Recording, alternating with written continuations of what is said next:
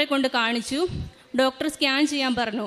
അങ്ങനെ സ്കാൻ ചെയ്തപ്പോൾ എൻ്റെ ലെഫ്റ്റ് ഓവറിയിൽ ഒരു സിസ്റ്റ് ഉണ്ടെന്ന് പറഞ്ഞു.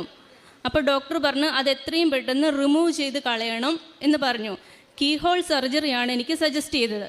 അങ്ങനെ ഞങ്ങൾ സർജറി ചെയ്തു. സർജറിക്ക് ശേഷം ഡോക്ടർ പറഞ്ഞു കുഴപ്പമൊന്നുമില്ല എന്ന് പറഞ്ഞു. അങ്ങനെ ഒരു 3-4 ദിവസം ഹോസ്പിറ്റലിലായിരുന്നു. ഡിസ്ചാർജ് ആകുന്ന ദിവസം ഞാനോ എൻ്റെ വീട്ടുകാരോ ആ ഡോക്ടർമാർ പോലും പ്രതീക്ഷിക്കാത്ത ഒരു സംഭവം ഉണ്ടായി. എൻ്റെ ബയോപ്സി റിസൾട്ട് പോസിറ്റീവായിരുന്നു. ഞങ്ങൾ ആകെ തകർന്നു പോയൊരവസ്ഥയായിരുന്നു. എന്ത് ചെയ്യണമെന്നറിയാതെ എല്ലാവരും ഒരുപാട് വിഷമിച്ചു. അപ്പോൾ ആ ഹോസ്പിറ്റലിൽ കൂടുതൽ ഫെസിലിറ്റീസ് ഒന്നും ഇല്ലാത്തതുകൊണ്ട് അവിടുത്തെ ഡോക്ടേഴ്സ് എന്നെ മെഡിക്കൽ കോളേജിലേക്കാണ് റെഫർ ചെയ്തത്. അങ്ങനെ ഞാൻ മെഡിക്കൽ കോളേജിലെത്തി. അവിടുത്തെ ഡോക്ടേഴ്സിനെ ഇതെല്ലാം കാണിച്ചു, ഈ റിപ്പോർട്ടൊക്കെ. അപ്പോൾ അവർ പറഞ്ഞു ഈ ബയോപ്സി റീടെസ്റ്റ് ചെയ്യണം, ബ്ലഡ് ടെസ്റ്റുകളെല്ലാം ചെയ്യണം, എന്നാലേ ഞങ്ങൾക്കൊരു തീരുമാനം പറയാൻ പറ്റത്തുള്ളൂ പറഞ്ഞു. അങ്ങനെ ബയോപ്സി റീടെസ്റ്റിന് കൊടുത്തു. എല്ലാ ബ്ലഡും ടെസ്റ്റ് ചെയ്തു. കുറച്ച് ദിവസത്തിന് ശേഷമാണ് ഇതിൻ്റെ എല്ലാ റിസൾട്ട് കിട്ടിയത്. അപ്പോൾ അവർ ഞങ്ങളോട് പറഞ്ഞിരുന്നു ഒരു മെഡിക്കൽ ബോർഡിൻ്റെ മീറ്റിംഗ് ഉണ്ട്, അതിന് വരണമെന്ന് പറഞ്ഞു. അങ്ങനെ ഞാനും അമ്മയും അച്ഛനും ചേട്ടനും കൂടെ മീറ്റിങ്ങിന് അവിടെ ചെന്നു. അപ്പം കുറേ അധികം ഡോക്ടേഴ്സ് മീറ്റിങ്ങിലിരിക്കുകയാണ്.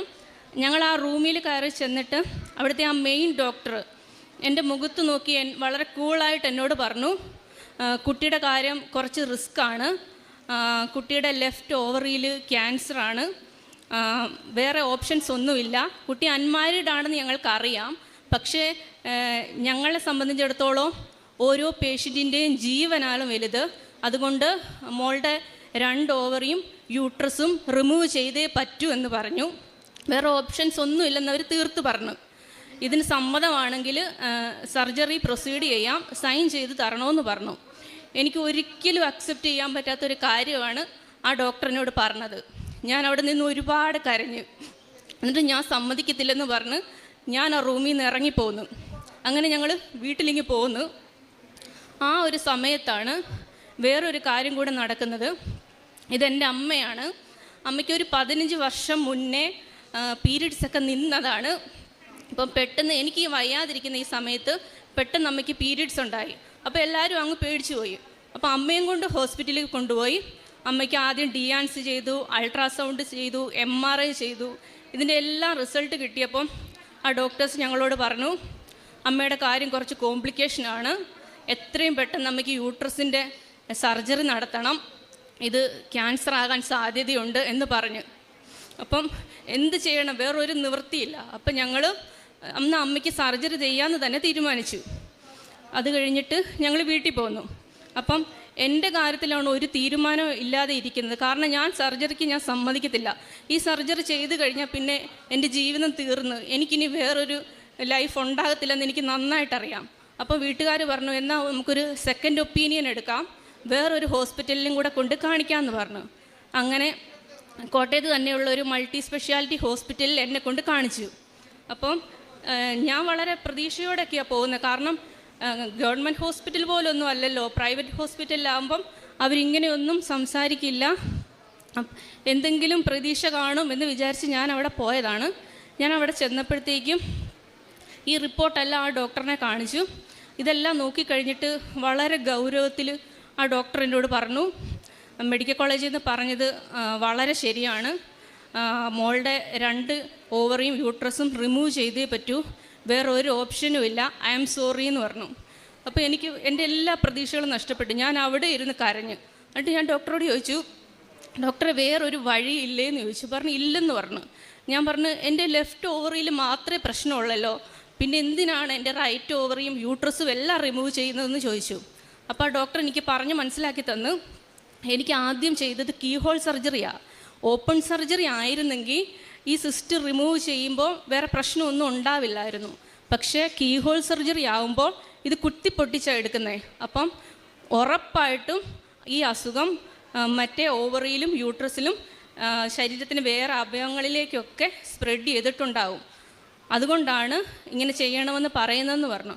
അപ്പം ഞാൻ പറഞ്ഞു ഡോക്ടർ ഇതൊക്കെ ഊഹമല്ലേ, അല്ലാതെ അങ്ങനെ ആകണമെന്ന് നിർബന്ധമുണ്ടോ എന്ന് ചോദിച്ചപ്പോൾ ഡോക്ടർ പറഞ്ഞു മോളെ 100% ഉറപ്പാണ് ഇത് സ്പ്രെഡായി കാണുമെന്ന് പറഞ്ഞു. ഞാൻ പറഞ്ഞു എങ്ങനെ അപ്പം നമുക്ക് വേറെ എന്തെങ്കിലും വഴിയുണ്ടോ ഇത് അറിയാമെന്ന് ചോദിച്ചു. അപ്പോൾ ഡോക്ടർ പറഞ്ഞു എന്നാൽ നമുക്ക് പെറ്റ് സ്കാൻ ചെയ്ത് നോക്കാം. ആ പെറ്റ് സ്കാൻ ചെയ്യുമ്പോൾ അറിയാൻ പറ്റുമല്ലോ, മോളുടെ ഒരു സമാധാനത്തിന് വേണ്ടിയിട്ടാണ് പെറ്റ് സ്കാൻ ചെയ്യുന്നതെന്ന് പറഞ്ഞു. ഞാൻ പറഞ്ഞു ഓക്കെ എന്നാൽ ചെയ്യാമെന്ന് പറഞ്ഞു. അപ്പം പെറ്റ് സ്കാൻ്റെ ഡേറ്റ് എടുത്തു. ഇനി ഒരു 4 ദിവസം കൂടെ ഉള്ളു പെറ്റ് സ്കാനിന്. ഞാൻ വീട്ടിൽ പോന്നു.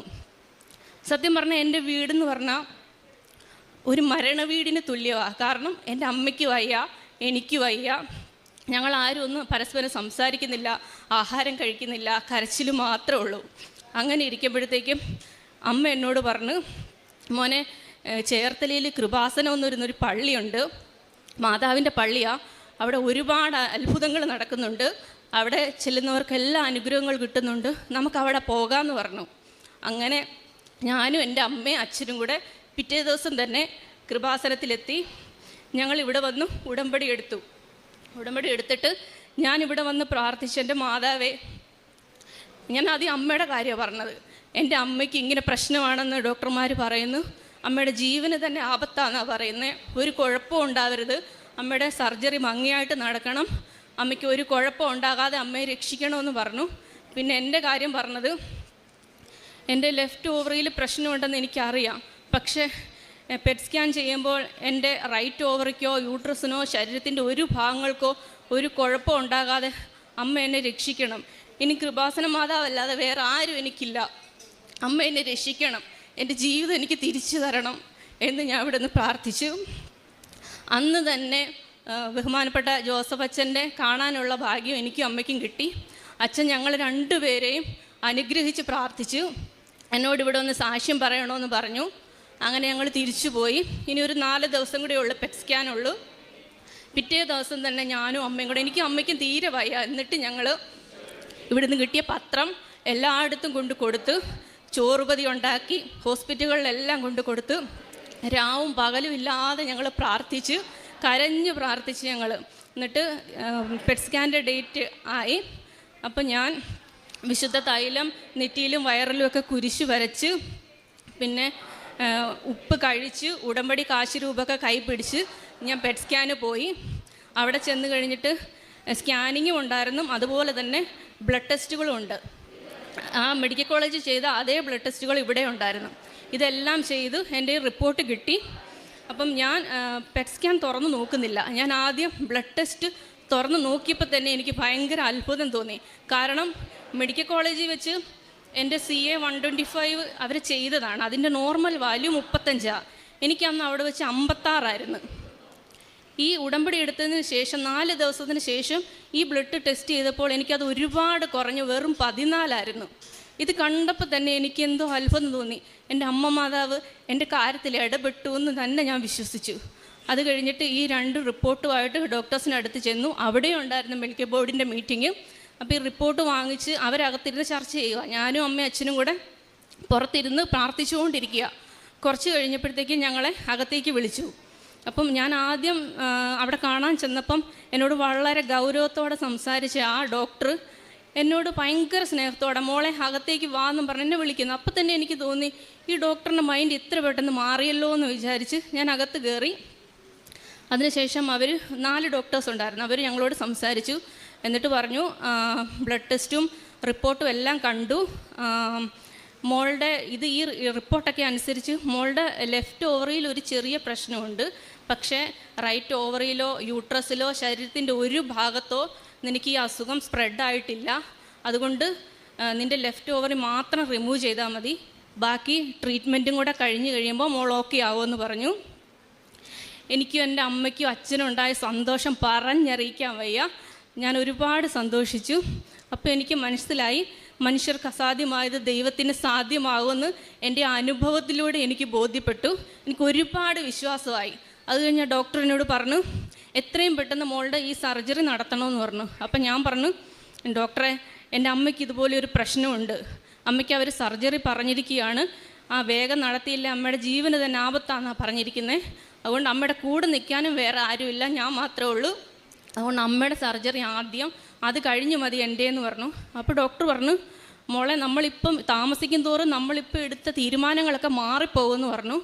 അപ്പം ഞാൻ പറഞ്ഞു ഇല്ല ഡോക്ടറെ ഒന്നും സംഭവിക്കത്തില്ല, ഞാൻ ഉടമ്പടി എടുത്തിട്ടുണ്ട്, എൻ്റെ മാതാവ് എന്നെ നോക്കിക്കോളും, എനിക്ക് ഒരു കുഴപ്പവും എൻ്റെ മാതാവ് വരുത്തത്തില്ല എന്ന് പറഞ്ഞു. ഇത് കേട്ട് കുറച്ച് കഴിയുമ്പോൾ ഡോക്ടർ പറഞ്ഞു, എന്നാൽ ശരി, മോളുടെ വിശ്വാസം അങ്ങനെയാണ്, അങ്ങനെ തന്നെ നടക്കട്ടെ എന്ന് പറഞ്ഞു. അങ്ങനെ ഞങ്ങൾ തിരിച്ചു പോന്നു. മെഡിക്കൽ കോളേജിൽ അമ്മയുടെ സർജറി നടന്നു.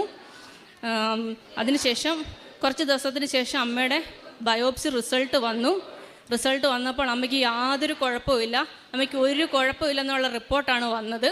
എൻ്റെ അമ്മ മാതാവ് എൻ്റെ അമ്മയെ രക്ഷിച്ചു. അതിനുശേഷം ഞാൻ ഹോസ്പിറ്റലിലെത്തി. എനിക്ക് സർജറിക്കുള്ള ഡേറ്റ് എടുത്തു. ഹോസ്പിറ്റലിൽ എത്തിയപ്പോഴത്തേക്കും എൻ്റെ സർജനെ കണ്ടു. ആ സർജൻ ഇപ്പം എന്നോട് പറഞ്ഞു, മോളെ ഇപ്പം കുറച്ച് ദിവസം താമസിച്ചു പോയി. അന്ന് നമ്മുടെ തീരുമാനങ്ങളൊക്കെ ലെഫ്റ്റ് ഓവറി മാത്രം റിമൂവ് ചെയ്യുക എന്നായിരുന്നു. ഇപ്പോൾ അത് കുറച്ച് ദിവസം ആയതുകൊണ്ട് സ്പ്രെഡായോ ഇല്ലയോ എന്നൊക്കെ എനിക്ക് സർജറിയുടെ സമയത്ത് മാത്രമേ അറിയാൻ പറ്റത്തുള്ളൂ. അങ്ങനെ എന്തെങ്കിലും സംഭവിച്ചാൽ എനിക്കൊന്നും പറയാൻ പറ്റത്തില്ല, അതുകൊണ്ട് സൈൻ ചെയ്ത് തരണമെന്ന് പറഞ്ഞു. കുഴപ്പമൊന്നുമില്ലെന്ന് ഞാൻ പറഞ്ഞു, ഞാൻ എവിടെ വേണേലും സൈൻ ചെയ്ത് തരാം, എനിക്കൊരു കുഴപ്പവും പറ്റില്ല, എൻ്റെ മാതാവ് എൻ്റെ കൂടെ ഉണ്ടെന്ന് പറഞ്ഞു. അങ്ങനെ പിറ്റേ ദിവസം എൻ്റെ സർജറി നടന്നു. എനിക്ക് ബോധം വരുമ്പോഴത്തേക്കും ഞാൻ ICUവിലാണ്. അവിടെ വിസിറ്റിങ്ങിന് അപ്പോൾ ആ ഡോക്ടർ വന്നിട്ടുണ്ടായിരുന്നു. ആ ഡോക്ടർ എൻ്റെ അടുത്ത് വന്നിട്ട് പറഞ്ഞു, മോളെ നിൻ്റെ വിശ്വാസം പോലെ തന്നെ നിൻ്റെ ലെഫ്റ്റ് ഓവറി മാത്രമേ റിമൂവ് ചെയ്തിട്ടുള്ളൂ, നിൻ്റെ റൈറ്റ് ഓവറിക്കോ യൂട്രസിനോ വേറെ ഒരു ഭാഗങ്ങൾക്കോ ഒരു കുഴപ്പവും ഇല്ലെന്ന് പറഞ്ഞ് എനിക്ക് സന്തോഷമായി. അത് കഴിഞ്ഞിട്ട് ഞാൻ പെട്ടെന്ന് തന്നെ റിക്കവറായി. എനിക്ക് ബാക്കിയുള്ള എൻ്റെ ട്രീറ്റ്മെൻറ്റുകളെല്ലാം പെട്ടെന്ന് നടന്നു. ഈ ട്രീറ്റ്മെൻറ്റിൻ്റെ സമയത്തോടനീളം ഞാൻ വിശുദ്ധ തൈലവും ഉപ്പുമൊക്കെ ഉപയോഗിച്ചിരുന്നു. ഞാൻ കാശുരൂപം കൈ പിടിച്ചുകൊണ്ടാണ് ഓരോ ട്രീറ്റ്മെൻറ്റിനും പോയിക്കൊണ്ടിരുന്നത്. എല്ലാ ട്രീറ്റ്മെൻറ്റിൻ്റെ അവസാനം വീണ്ടും എനിക്ക് സ്കാനിങ്ങും ബ്ലഡ് ടെസ്റ്റും ഉണ്ടായിരുന്നു. അങ്ങനെ അതെല്ലാം ചെയ്തു. അതിൻ്റെയൊക്കെ റിപ്പോർട്ട് വന്നു. എൻ്റെ ബ്ലഡ് ടെസ്റ്റും സ്കാനിങ്ങും എല്ലാം നോർമലാണ്. എനിക്കിപ്പോൾ ഇങ്ങനൊരു അസുഖമേ ഇല്ല, എനിക്ക് ഒരു കുഴപ്പവും ഇല്ല എന്നുള്ള ഫിറ്റ്നസ് സർട്ടിഫിക്കറ്റ് എൻ്റെ ഡോക്ടർ എനിക്ക് തന്നു. എൻ്റെ അമ്മ മാതാവിൻ്റെ അനുഗ്രഹങ്ങൾ ഇതുകൊണ്ടൊന്നും തീരുന്നില്ല. എനിക്ക് ഈ അസുഖം വന്ന സമയത്ത് എനിക്ക് ജോലിക്ക് പോകാൻ പറ്റിയില്ല. സാമ്പത്തികമായി ഞങ്ങൾ ഒരുപാട് ഡൗൺ ആയിട്ട് നിൽക്കുന്ന സമയമായിരുന്നു. ആ സമയത്ത് ഹോസ്പിറ്റലിൽ വെച്ച് പരിചയപ്പെട്ട ഒരു ചേച്ചി, ആ ചേച്ചി എന്നോട് ഇങ്ങോട്ട് വന്ന് എന്നോട് പരിചയപ്പെട്ട് എൻ്റെ ഫോൺ നമ്പറൊക്കെ വാങ്ങിച്ചുകൊണ്ട് പോയി. ആ ചേച്ചി എന്നെ എപ്പോഴും വിളിക്കുമായിരുന്നു. എനിക്ക് ആ സമയത്തൊരു മെൻ്റൽ സ്ട്രെങ്ത് ആവശ്യമായിരുന്നു. ആ ചേച്ചി എന്നെ എപ്പോഴും വിളിച്ച് എന്നോട് സംസാരിക്കും, എനിക്ക് ആശ്വാസം തരും. അതുപോലെ തന്നെ എനിക്ക് വേണ്ടി ഒരുപാട് പ്രാർത്ഥിക്കുകയൊക്കെ ചെയ്യുമായിരുന്നു. ആ ചേച്ചി എന്നെ സാമ്പത്തികമായിട്ട് ഒരുപാട് സഹായിച്ചിട്ടുണ്ട്. അതെൻ്റെ മാതാവിൻ്റെ അത്ഭുതം കൊണ്ട് തന്നെയാണെന്ന് ഞാൻ ഉറച്ച് വിശ്വസിക്കുന്നു. കാരണം ഒരു പരിചയമില്ലാത്ത ഒരാൾ എന്നോട് ഇങ്ങോട്ട് വന്ന് പരിചയപ്പെട്ട് എന്നെ സഹായിക്കുകയോ എനിക്ക് വേണ്ടി പ്രാർത്ഥിക്കുകയൊക്കെ ചെയ്തു. അതുപോലെ തന്നെ ഞാൻ ആദ്യം കാണാൻ ചെന്നപ്പോഴത്തെ ആ ഗൗരവപ്പെട്ടിരുന്ന ആ ഡോക്ടർ പറയുന്ന ആൾ പിന്നീട് ഞാൻ ഓരോ സമയത്ത് ചെല്ലുമ്പോഴും എന്നോട് സ്നേഹത്തോട് മാത്രമേ പെരുമാറിയിട്ടുള്ളൂ. എൻ്റെ സർജറിക്ക് ശേഷമുള്ള ട്രീറ്റ്മെൻറ്റിൻ്റെ ഫുൾ പൈസയും ആ ഡോക്ടർ എനിക്ക് ഫ്രീ ആക്കി തന്ന്. ഈ ഒരു മൾട്ടി സ്പെഷ്യാലിറ്റി ഹോസ്പിറ്റലിൽ ഒരു പേഷ്യൻറ്റിന് ഇതുപോലെ ഇളവ് ചെയ്യുമെന്ന് ഒരിക്കലും വിശ്വസിക്കാൻ പറ്റുന്നില്ല. അതെൻ്റെ മാതാവിൻ്റെ അനുഗ്രഹം കൊണ്ട് മാത്രമാണ് അങ്ങനെ ഒരു അത്ഭുതം നടന്നത്. കാരിത്താസ് ഹോസ്പിറ്റലിലാണ് എൻ്റെ സർജറിയൊക്കെ നടന്നത്. പിന്നെ എൻ്റെ മറ്റൊരു ഉടമ്പടിയിൽ ഞാൻ നിയോഗം വച്ചിരുന്നത് എൻ്റെ അമ്മയുടെ അനിയത്തിക്ക് ബ്ലീഡിംഗ് ആയിട്ട് നിൽക്കാതെ വന്ന് 1 മാസമായിട്ടും ബ്ലീഡിങ് നിൽക്കാതെ വന്ന് അത് ഞാൻ ഉടമ്പടിയിൽ വെച്ച് പ്രാർത്ഥിച്ചിട്ടുണ്ടായിരുന്നു. അതിൻ്റെ ഫലമായിട്ട് എൻ്റെ കുഞ്ഞാൻ്റിക്ക് സൗഖ്യം കിട്ടി. ഇപ്പം നോർമലാണ്, ഒരു കുഴപ്പമില്ല. അതുപോലെ തന്നെ എൻ്റെ ചേട്ടന് കൈയുടെയും കാലിൻ്റെയൊക്കെ ഈ സ്കിൻ ഇളകി പോകുന്ന ഒരു അസുഖം ഉണ്ടായിരുന്നു. അത് ഞാൻ ഉടമ്പടിയിൽ വെച്ച് പ്രാർത്ഥിച്ചിരുന്നു. അതും ചേട്ടന് സൗഖ്യപ്പെട്ടു. ഇങ്ങനെ എണ്ണിയാൽ തീരാത്ത ഒരുപാട് അനുഗ്രഹങ്ങൾ എൻ്റെ അമ്മ മാതാവ് എനിക്ക് തന്നിട്ടുണ്ട്. പ്രേക്ഷിത പ്രവർത്തനമായിട്ട് ഞാൻ ചെയ്യുന്നത്, ഇവിടുന്ന് കിട്ടുന്ന പത്രം ഞാൻ എല്ലായിടത്തും വീടുകളിലും കടകളിലും ഹോസ്പിറ്റലുകളിലും എല്ലാം കൊണ്ട് കൊടുക്കും. എനിക്കും എൻ്റെ അമ്മയ്ക്കും കിട്ടിയ അനുഗ്രഹങ്ങളെപ്പറ്റി പറഞ്ഞ് പ്രാർത്ഥിച്ചാണ് ഞാൻ പത്രം കൊടുക്കാറ്. പിന്നെ പൊതിച്ചോറുണ്ടാക്കി ഞങ്ങൾ 2 പേരും കൂടെ ഹോസ്പിറ്റലുകളിൽ കൊണ്ട് കൊടുക്കും. പിന്നെ സാമ്പത്തികമായിട്ട് സഹായിക്കാൻ എനിക്ക് ഒരുപാടൊന്നുമില്ല, പക്ഷേ എന്നെ കൊണ്ട് പറ്റുന്ന രീതിയിൽ ചെറുതായിട്ടെങ്കിലും ഒക്കെ ഞാൻ എല്ലാവരെയും സഹായിക്കാറുണ്ട്.